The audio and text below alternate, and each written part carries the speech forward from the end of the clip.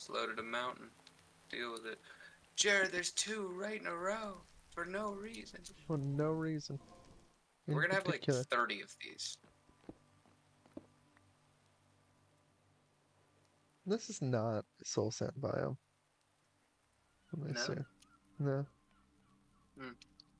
Well, you can always use the compass. Now where we spawned with the portal, that is. Yeah, okay, that's what I thought. But where I am currently, it's not. Well, yeah, it just points you to the direction of it. Ah, So you're I see. 55 away. It's probably below you. Or above you. Nether's got layers.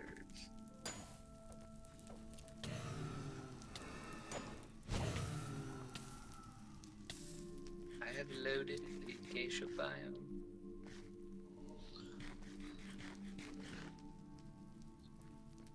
The entire biome was loaded by me, folks. They said it couldn't be done in one load. I said it's not possible that it's not possible. Do you hear that? It's not possible that it's not possible, folks. That means it's possible. Acacia Village. That's another waystone. I'll actually just set this waystone up as an actual waystone. In case I die, I don't have to, like, Yeah, you know. I know. This guy gets it. He knows. I've never said he hasn't.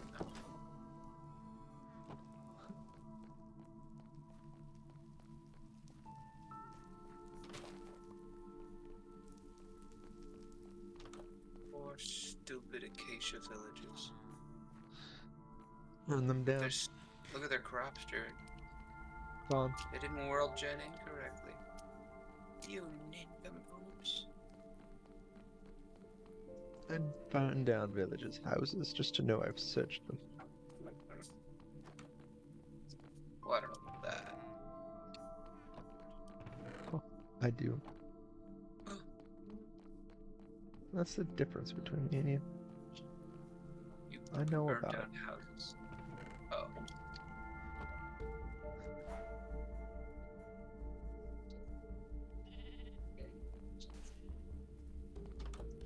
I love a nice floor.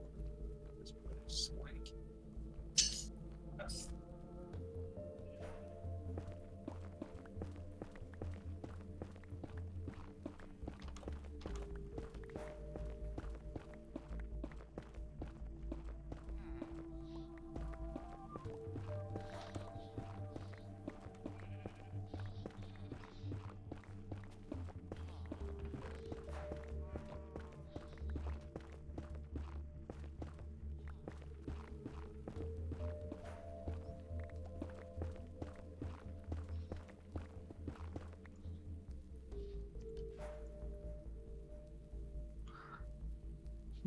I think Vicky just is out of town.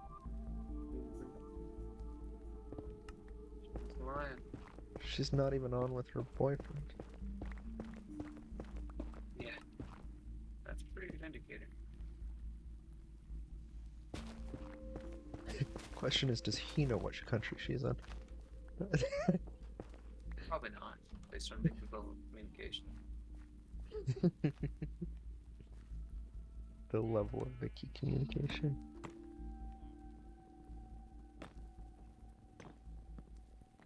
I should have taken a waystone with me.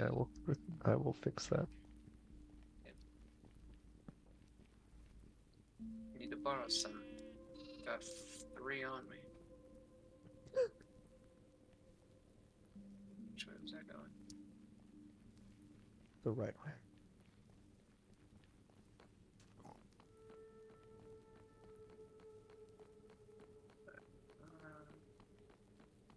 This way is for another 600 blocks.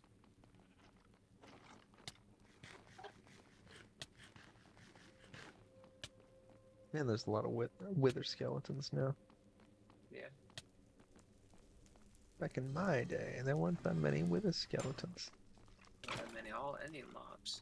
Going right now, crazy.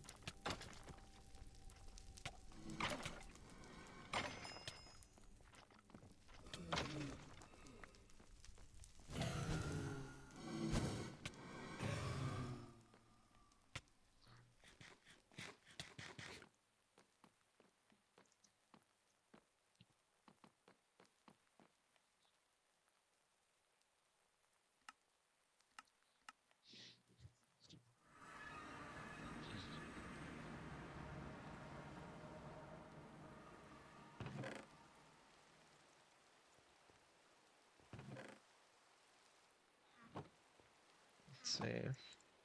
Shield back on. Let's get another waystone.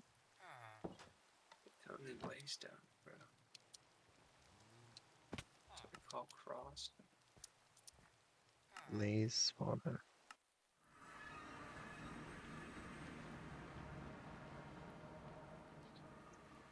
I like how at first we were like, oh, do waystones cost energy? Are they this? Now it's like, oh, no, it makes sense. You need to explore a lot in this mod. There needs to be fast travel. Yeah. They're like, we're just gonna give you fast travel you can place anywhere. And pretty much, if you do any sort of exploration, you're bound to get like 3 or 4 if you're going on any sort of long journey. Yeah.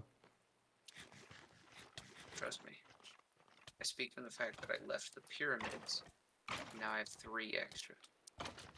Having placed 1 that I found down. Starting out with 0.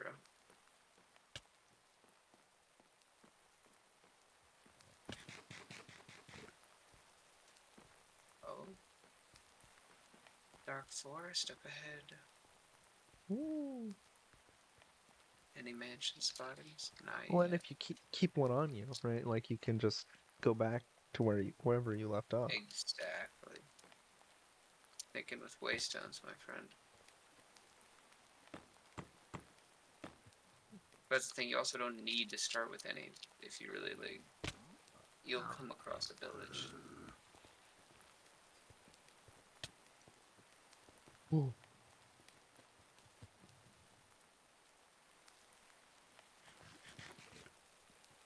That scared me. What happened? Mom came up and hit me right as I was at the edge. Oh, that's funny. For a second, I thought you said your mom came up and hit you at the edge. I was like, dang. That's crazy. Why would she do that? Just to mess with you. Didn't at all. She failed. I'm sorry. Don't say that. She's gonna do it again. Again, this doesn't affect me. Ow. I'm letting her do it. I don't really care. Well, In fact, fuck you. Let it happen.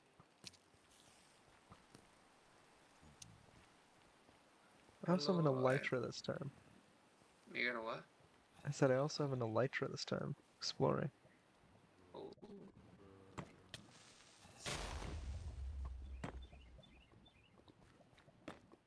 Another wasted forest. Now I don't know how wise it is to use it, but because of the oceans of lava and all. With the implication. This is the implication.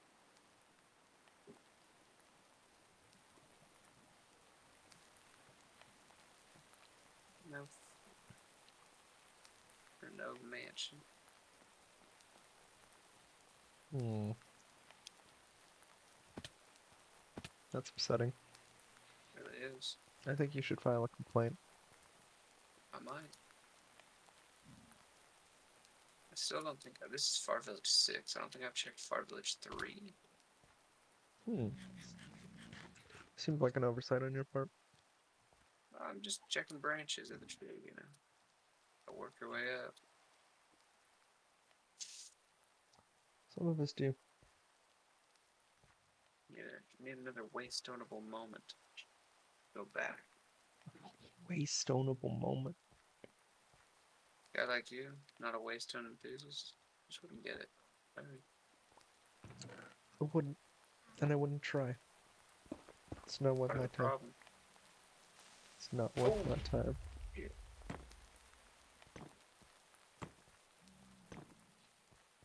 I got to schmoo.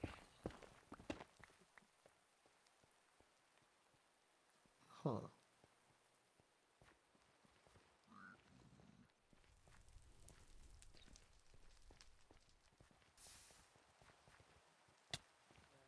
Oh. That's not very nice, sir.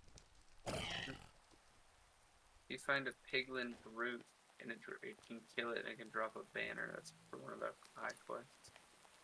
Or a hoglin brute. Hoglin brute, huh?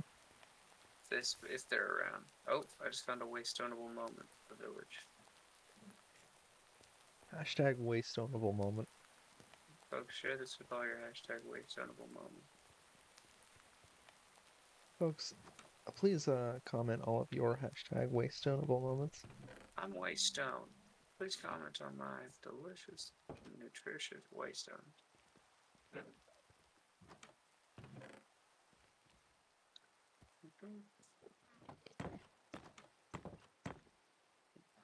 Little Flames Village. Is it next to a dungeon again? Oh, I'm sure every village is next to a dungeon. People don't know what danger is. the people don't know. People are not And what they familiar. don't know can hurt them.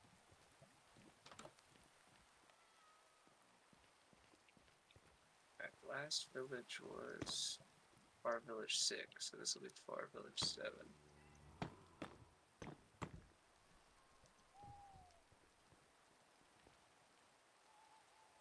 They just revealed the Lord of the Rings set today. Oh, nice.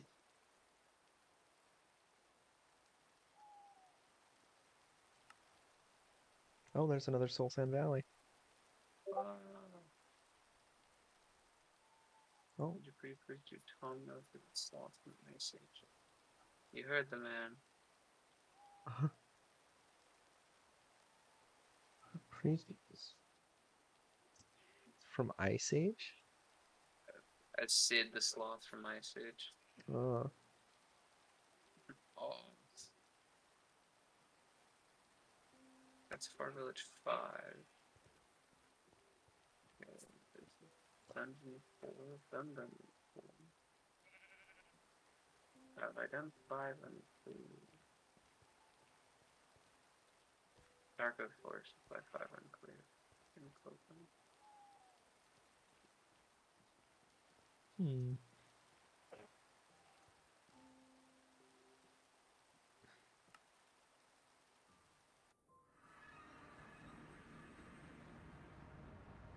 I should make a slingshot. That's what I should make. Did it slingshot you, or what is the slingshot? It launches you. It's another That's really good. explore. Well, because now that I have the Elytra, No, I won't take that's the really fall good for damage. what you have. It's really good. And given that the Elytra is incredibly cheap, The only reason I got a backpack is because a zombie was wearing one and fell off of him. why don't you just make one? I'm a forager. I forage. You could take a bag to forage more. Consider. This guy doesn't get it, man. I'm sorry. That's Some of not us a are just wasteownable moment if I do different like that. that, then. Sorry. What is this? It has to be a wasteownable moment or else it's ruined. Or else you have nothing.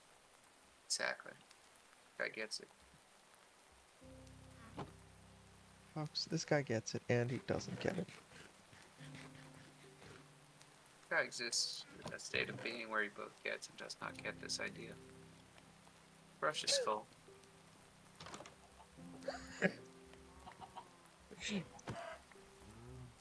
I need 2 feathers. Who's going to be the brave chicken? Oh, you volunteered. Good. Damn. It's Sacrifice. just that easy, folks. Just that easy. We just needed 2 feathers, and that gives 4. Yeah. Yeah. Killing more than we need. You know I'm a fan. Excess death.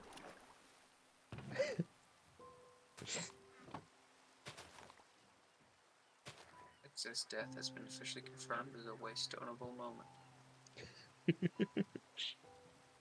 I see. I agree.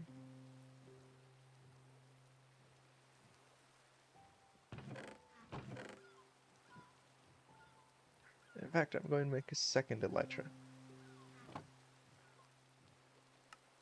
No. You don't even know, bro. Wait, why? in case the first one breaks while I'm traveling. Is it close to breaking? Yeah, it's more than halfway. Oh. It's Beautiful. not a regular one. It's called a crude Elytra. The regular ones take longer. They do break, right? I think the Regular ones. regular ones have. I don't know. I've literally never had a regular one. It's fair, me neither. That's why I'm asking. Me neither.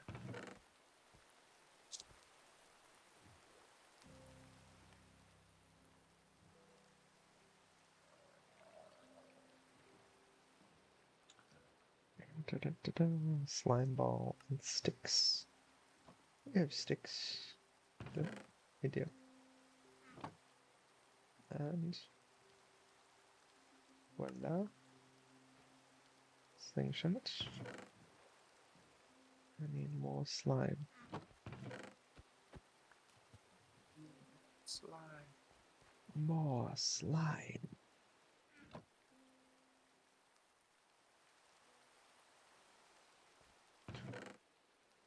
But one of these days, this mansion will spawn. One of these days. It'll be a wasteable moment. Be the waste of the moment of the year. Oh, Ben. You don't even Yeah. know how I know. good this combo is. I figure it's pretty good.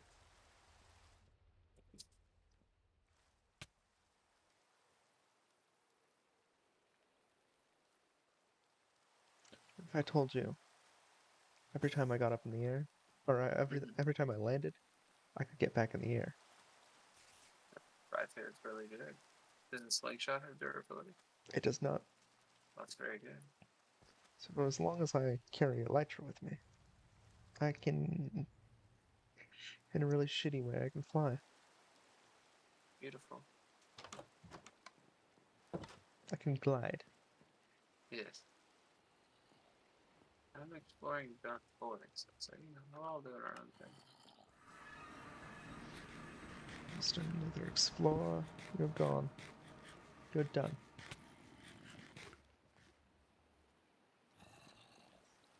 Okay, we're going that way. Oh. No, no. Bad. Watch it. Sad. I'm,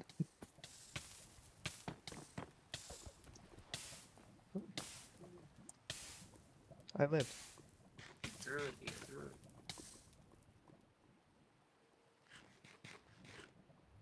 I somehow lived through that. We have a lot of health. I fell off of like a cliff. I still lived with like 2 hearts. That was terrifying. Yeah, I looked it. I was just swimming up and placing blocks underneath myself.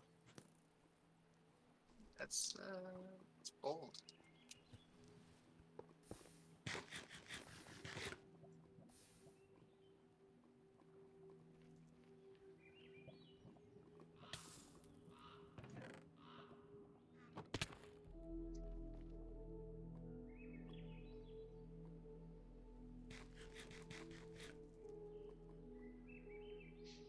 Yeah, you may want to make a slingshot and elytra, Ben.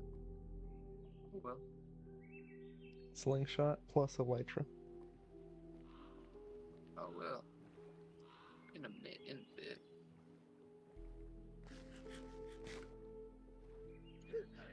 Time to eat until all my hearts come back. Yeah, that's what you do.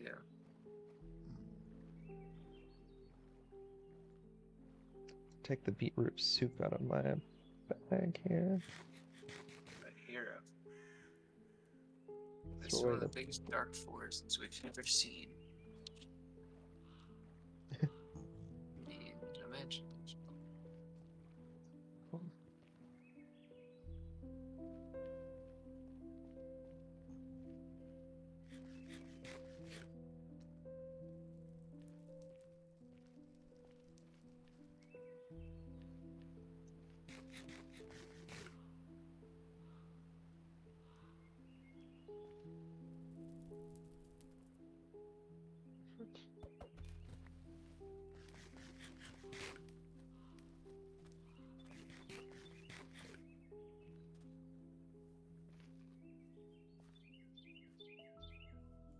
Oh, that just worked. Okay.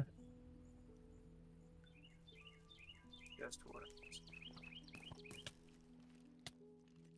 Well, you can control a little bit of how hard the slingshot pulls. Mm.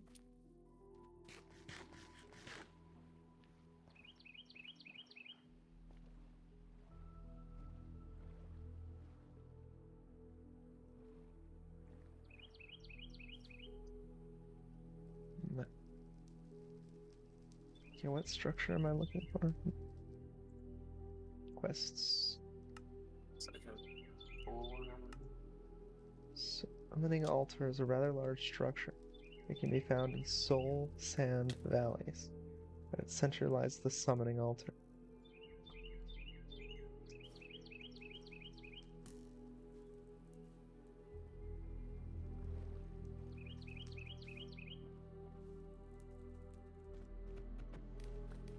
Oh, well, there's a waystone here. Yeah. Akara. No. That is not what you will be called. Would be called based on what you are when I place you.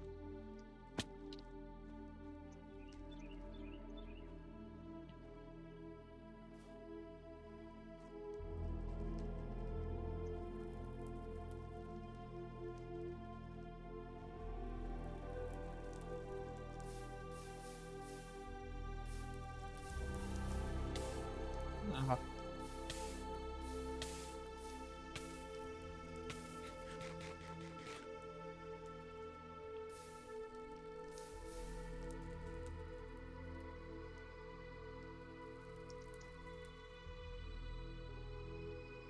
You can look up at the nether and then you can look over my pleasant little journey on a boat. Oh, waterfall. Pretty.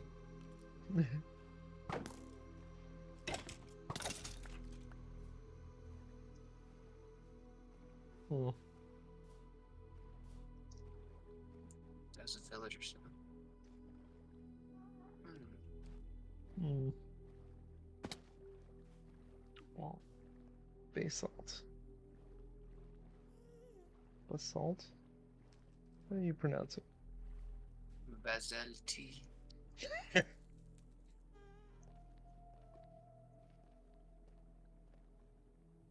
don't know.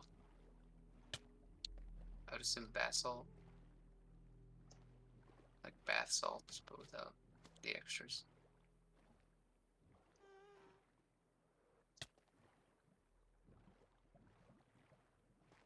My There we god, go. this Panama Canal looking ass.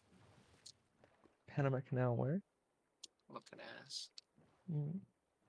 It was like the tiniest like land bridge between the two like rivers. I was like, I gotta dig this myself. No! You It's for land me, right there. you recommending me a lot for a guy who's dying to lava constantly. Well, I'm in the nether. I wouldn't be running into any of these problems in the overworld. You run into a lava pit. Those are far less common. Same.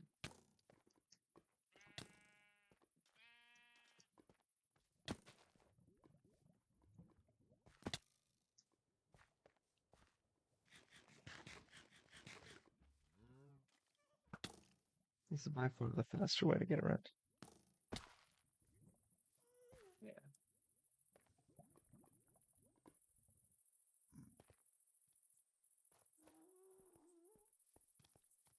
That's why I wanted the slime boots. Slime boots plus slingshots equals just bouncing when you hit the ground. Uh, can you make the slime boots? I need netherite for that. Ow. Mm.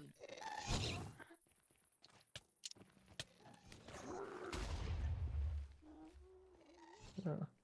Oh, here's what I was telling you earlier. I found one that looked just like this. I don't think it's the castle, but it's a castle. It's very pretty. I see. I have gas too now. I don't think you can appreciate the beauty of these places. I don't have any torches. That Now I do. sucks.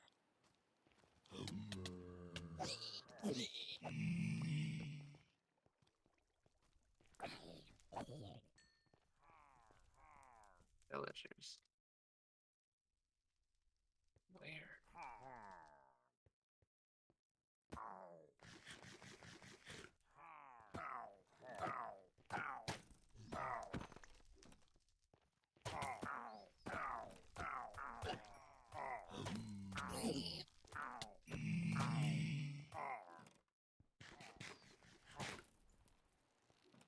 I'm getting out of here.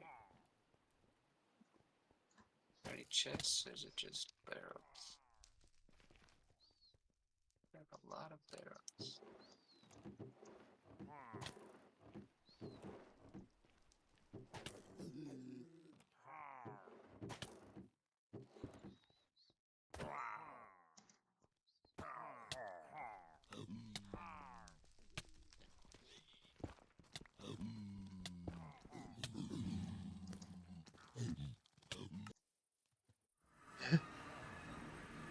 Okay, I'm back. What were you looking for in there? The thing? Summoner. Did you Platform. find it? No. Damn. Is that a village up there? It's just a formation. I don't know. It's a village. There is a. You already know. It's a waste of a moment. In It's a fact, waste with of it, time. with it in sight, I'm gonna log out because I am beat tired. Alright. Alrighty. I'm heading to bed. Good night, Ben. Should do that prompt for Hagen. Good night. Good night.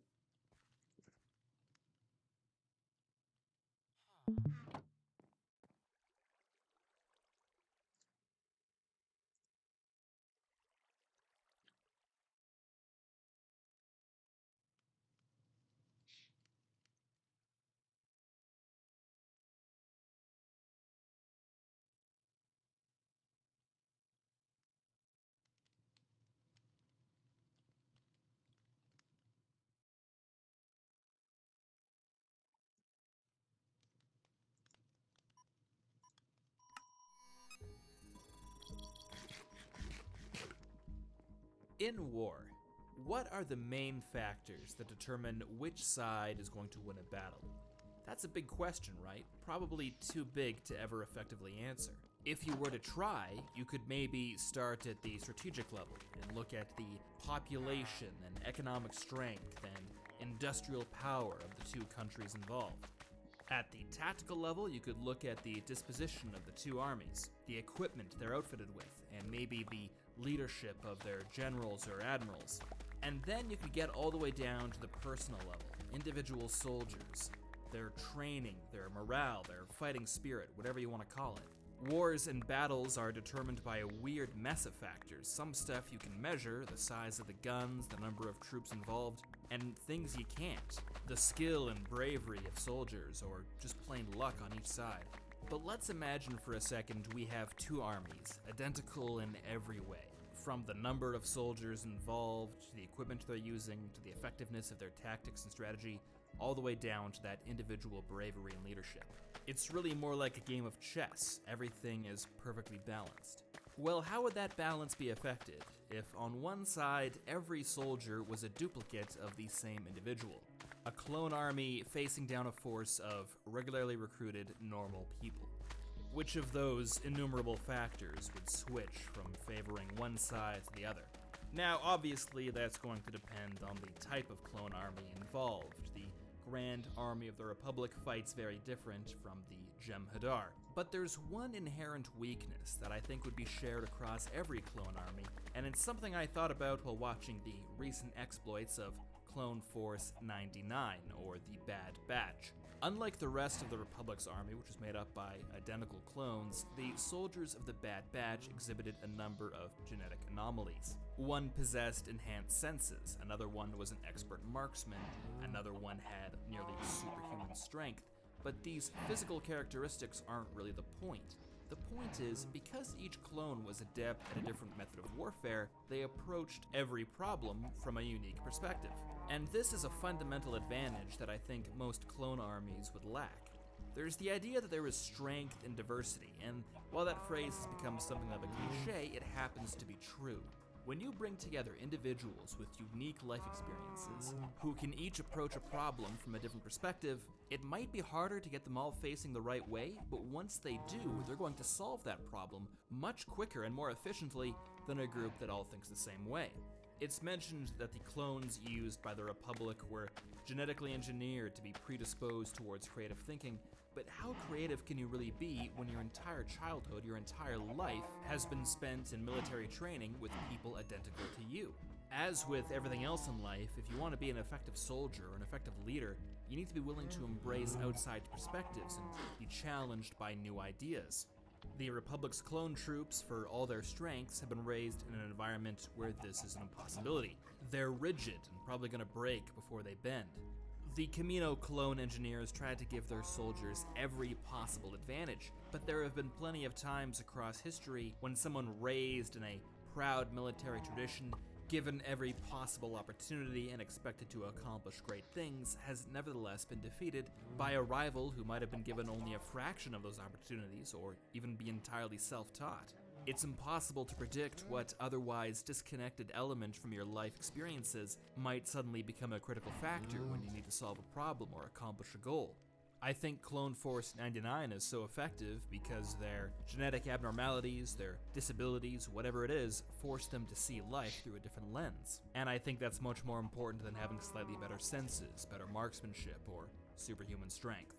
To go back to our earlier example, those two balanced forces, that chess game, I think in that instance, the side with the clones might as well be fielding all pawns. Sure, they're disciplined and reliable, but they can only make a limited set of moves. But this isn't to say that clones are inherently a bad way to field an army or that the Republic shouldn't have used them. Like I said, there's so many factors that go into deciding who is going to win a battle. That extra bit of individuality, the unique method of solving problems, is that going to be the deciding factor enough of the time to warrant abandoning clone armies in favor of regular recruitment? It's hard to say, but I'd like to hear your thoughts. Is diversity too great an advantage to ever give up? Can clone armies evolve past their initial programming to become more effective? And who would win, the Grand Army of the Republic or the Jem'Hadar? It's the Jem'Hadar, but I'd still like to hear your thoughts in the comments below. And until next time, this has been a Templin Dispatch.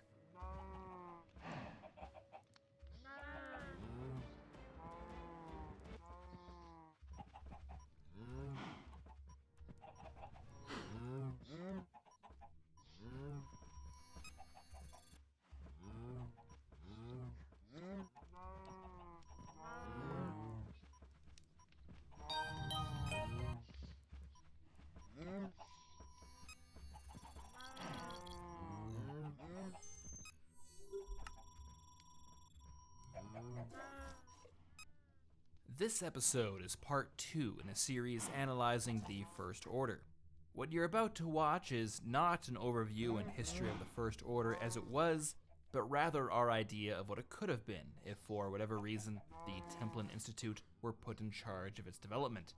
To understand why we made the changes we did, be sure to watch part 1, in which I discuss the ways we felt the First Order didn't quite work.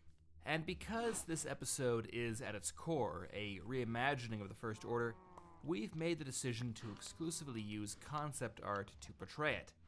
Some of the artwork might contain elements you recognize, others might be repurposed, while others still might have never been brought to life. We also reached out to a variety of talented artists who each created their own interpretations of the Galactic Empire and the First Order, who graciously allowed us to include their work. In this latter instance, you'll find their credits in the description. So while this artwork together doesn't always perfectly reflect our version of the First Order, it serves as a fantastic starting point. And finally, the Templin Institute did commission one piece of artwork for use in this episode. For more details on how you can obtain a digital wallpaper version of it, stick around after the video.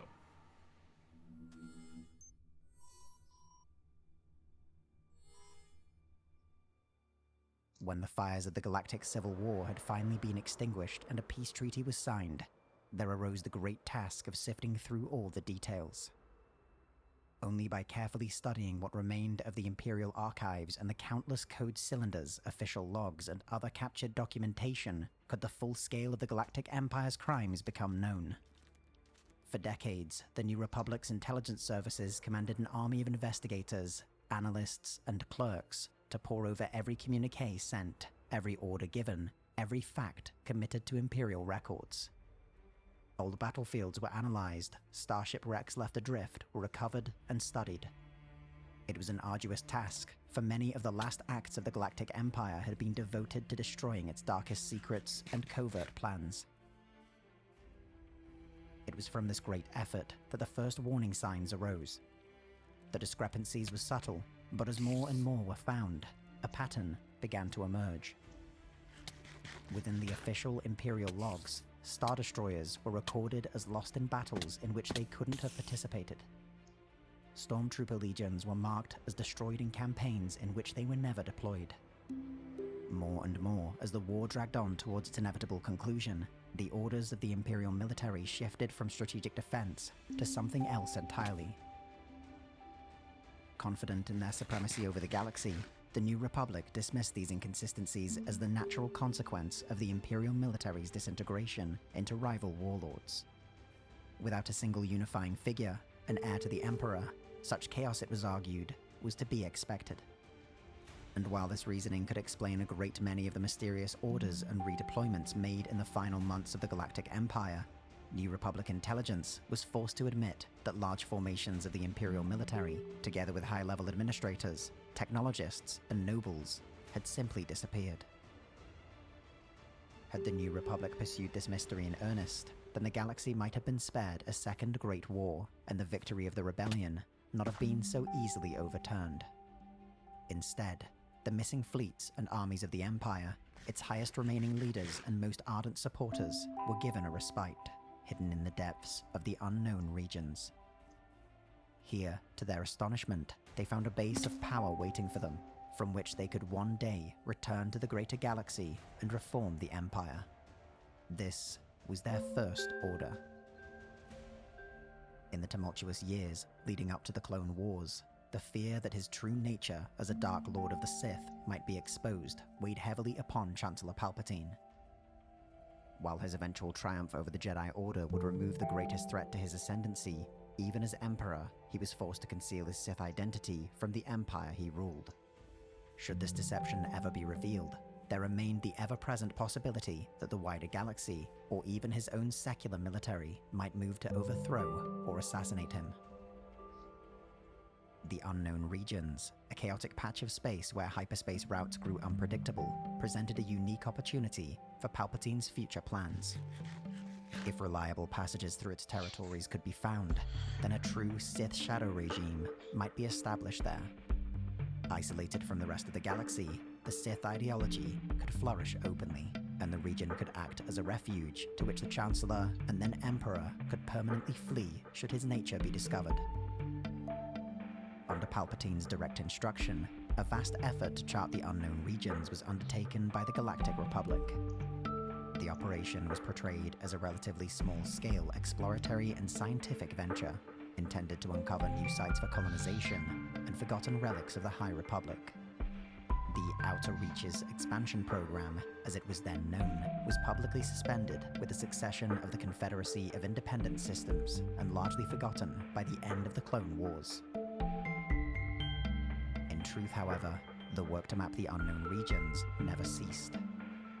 Republic clones replaced the initial civilian workforce, and then were themselves supplanted by loyal members of the nascent Imperial military. Classified at the highest level, even those directly involved in the project were unaware of its true scope and the full extent of the resources devoted to it. uncovered information from the Jedi Temple on Coruscant proved invaluable in guiding Imperial expeditions, but it was Grand Admiral Thrawn who provided the most valuable insights. As a former member of the Chiss Ascendancy, a sovereign state native to the unknown regions, Thrawn's knowledge of the area produced more tangible results in a single year than the project had yielded in the previous decade. Thrawn's disappearance during the expanding galactic civil war proved to be a setback, but a minor one, as the greatest discoveries had already been made. First among these was the location of Exegol, an ancient, forgotten stronghold of the last Sith Empire. All those present at the time of its discovery would be quietly killed in the ensuing decades, ensuring knowledge of its location remained with the Emperor alone. Had Palpatine's rule over the Galactic Empire been allowed to continue for a century or more, Exegol and the unknown regions would have become the core of a new Sith dominion. From here, Sith cults and loyalists would have been gradually incorporated into the Imperial military, before the entire Galactic Empire as a whole was eventually subsumed. At the time of Palpatine's death, during the Battle of Endor, only the initial stages of this plan had been completed. The unknown regions had been rapidly developed with enormous fleet yards, anchorages, infrastructure, and even a collection of colonized worlds, but they were largely automated, home to only a small collection of Sith cultists and a deteriorating slave workforce. As the Empire collapsed, it was to this refuge that a hardcore group of Imperial loyalists were instructed to flee. Crimson messenger droids, sentinels bearing the face of Emperor Palpatine himself, appeared before carefully selected military units, civil authorities, and industrial oligarchs. Their disappearance from the front lines was concealed by psychological military operations, namely Operation Cinder, whose purpose was to sow chaos and delay any response by the New Republic. Admiral Ray Sloane, General Maximilian Veers, and Commandant Brendol Hux represented the three highest-ranking military officers to escape to the unknown regions. As the Galactic Empire continued its slow collapse, these officials created an informal triumvirate, utilizing the infrastructure of the region to form the core of a new imperial state. The bureaucrats and civilian officials who had likewise found refuge in the Enclave were incorporated, sometimes forcefully, into this new hierarchical structure. While it was initially hoped that a counter-offensive might be launched from the unknown regions and the complete collapse of the Empire prevented, the signing of the Galactic Concordance and the lack of available manpower prevented these plans from reaching fruition. As the New Republic grew to become the dominant galactic power, the Triumvirate severed communications with the last Imperial holdouts and made every effort to conceal its existence. For 7 years, this isolationist, hidden remnant of the Galactic Empire worked to create a true sovereign state in the unknown regions, but the Triumvirate became divided. Neither Veers, Sloane, or Hux could agree on the state's ultimate goal, whether it should work to overthrow the New Republic or even reveal itself to the wider galaxy at all. The presence of the Sith cultists throughout the unknown regions also became a point of contention.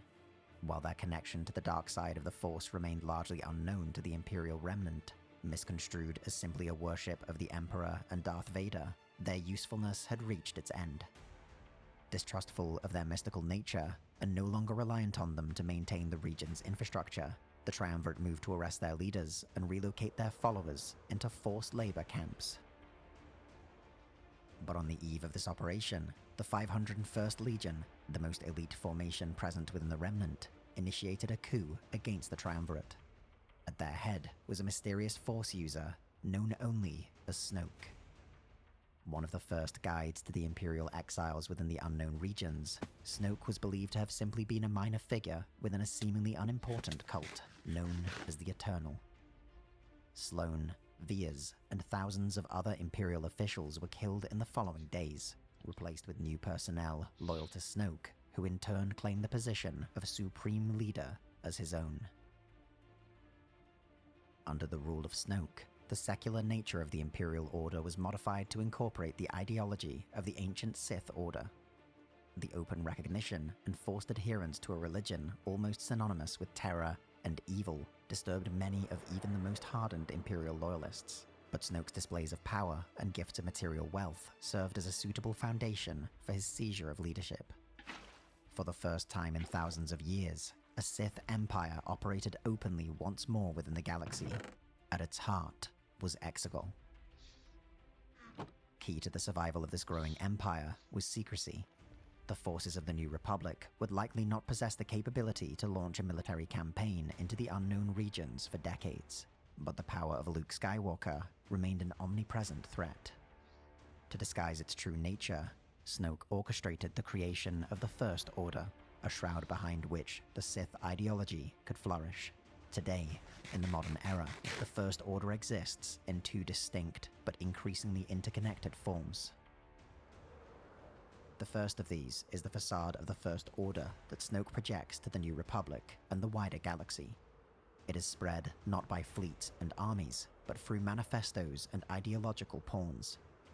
Rather than a traditional sovereign state, this expression of the First Order is instead a political doctrine and social movement, advocating a centralized government, the militarization of society, and other such tenets embodied by the former Galactic Empire. It acknowledges that the Imperial system was flawed, and that it committed atrocities, but actively works to downplay these horrific acts in favor of a fictional, inspirational narrative. First Order communications, broadcast publicly across the HoloNet, extol the Empire's achievements against piracy, slavery, and lawlessness. They criticize the New Republic as weak and ineffectual, especially in the traditionally backwards territories in the Outer Rim. The ideological beliefs and revisionist history of the First Order has found a myriad of supporters across the galaxy. Many of the lingering remnants of the Galactic Empire, petty realms whose warlords were never trusted with the secrets of the unknown regions, have openly embraced it. Some Imperial warlords have adopted the virtues of the First Order out of an honest belief in their value, while others see it only as a way to cement their own legitimacy. Even within the borders of the New Republic, however, the First Order has made significant gains, particularly among those who feel disenfranchised with the current government. Many radical political parties, lobbyist groups, paramilitary organizations, and even charities have become aligned to First Order goals and motives. To conceal the existence of the Sith Empire within the unknown regions, Snoke and his representatives only communicate with these Imperial remnants and sympathetic groups through intermediaries. These are mainly trusted operatives, dummy corporations, and third-party messengers unaware of the substance of their messages. Most First Order adherents within the galaxy are completely unaware of Snoke's influence, and might feel repulsed or threatened by that fact should it come to light. In this way, both outside Imperial remnants and loyal Republic citizens have been misled into actively working against their own self-interest. This aspect of the First Order outside the unknown regions has two major goals. The first is to sow dissent and division within the New Republic's political structure. The second is to create a galaxy-wide fifth column, a network of supporters who can undermine the Republic and then mobilize openly during the outbreak of war. In both these areas, there have been major successes. First Order-aligned political parties have found representation within the Galactic Senate, and tens of millions of First Order operatives operate clandestinely within every level of galactic society. Even in the Outer Rim territories, historically resistant to any external authority, First Order-backed anti-piracy forces have embarrassed the New Republic by confronting criminals and slavers that had been ignored for decades. In most cases, however, it is the Sith Empire that secretly funded these outlaw groups to begin with, and they are effectively gaining renown across the galaxy for ending a crisis they created themselves. While such covert operations carry with them an inherent risk, and are unlikely to affect major political change on their own, it is a strategy that the New Republic has so far been unable to successfully counter. Yet every action undertaken by this aspect of the First Order is ultimately meant to conceal the existence of its second form, the Sith Empire that lies at its heart, known as the Sith Eternal. As a true successor to the Sith dynasties that ruled the galaxy in ancient times, the Sith Eternal exists as an absolute stratocracy. Executive power is invested solely in the Supreme Leader beyond the ability of any written law, legislature, or custom to constrain.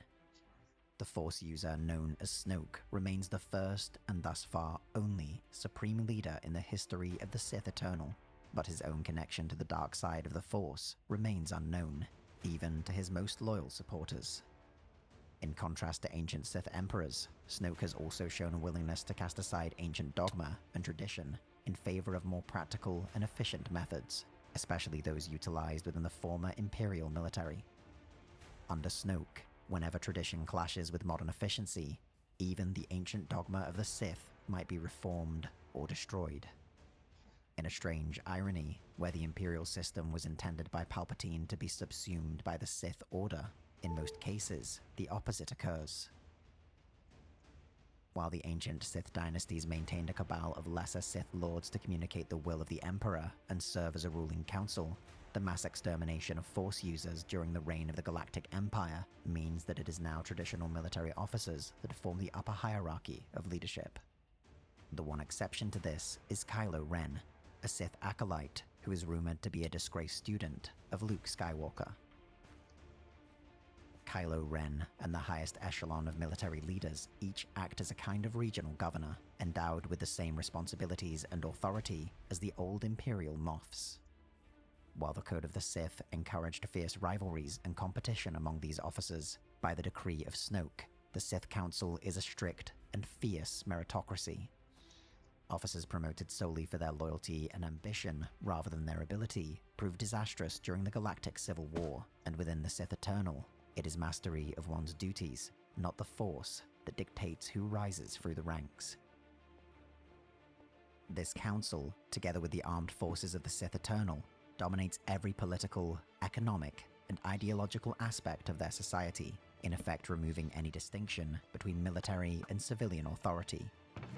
Traditionally, the political structure of ancient Sith empires and even the Galactic Empire that followed was based around an aristocratic elite, noble titles, and privileges of birthright. Reforms enacted under the Triumvirate have eliminated this institution, and the success of these measures have ensured they remain under Snoke. Upon birth, a citizen of the Sith Eternal will be immediately entered into various state programs. The first of these to take effect is also the most secretive. Newborns found to be innately gifted with the use of the Force will be immediately seized, taken to specialized schools and environments to further harness their abilities. For all others, childhood consists of various youth leagues, which indoctrinate their members with the ideology of the state and provide an opportunity for particularly promising cadets to rise to a place of distinction. By adulthood, every member of the Sith Eternal will have had over a decade of experience within several different paramilitary groups. Their performance therein is then used as the basis by which they are assigned some other aspect of national service. In contrast again to the Sith empires of old, enlistment within a combat element of the armed forces is relatively rare and reserved only for those who show the greatest potential. Regardless of which aspect of society they are assigned, however, citizens exist within the same overriding military hierarchy. Within the Sith Eternal, every person is subjected to the ubiquitous state propaganda campaigns extending throughout all levels of society. These campaigns advocate the dedication of oneself to the good of the state, suppression of internal desires, and obedience to authority. While in many ways identical to the ideology of the First Order propagated throughout the outside galaxy, internal media is supplemented with direct references to the Sith and additional, heavily altered, historical parallels to ancient Sith heroes and accomplishments.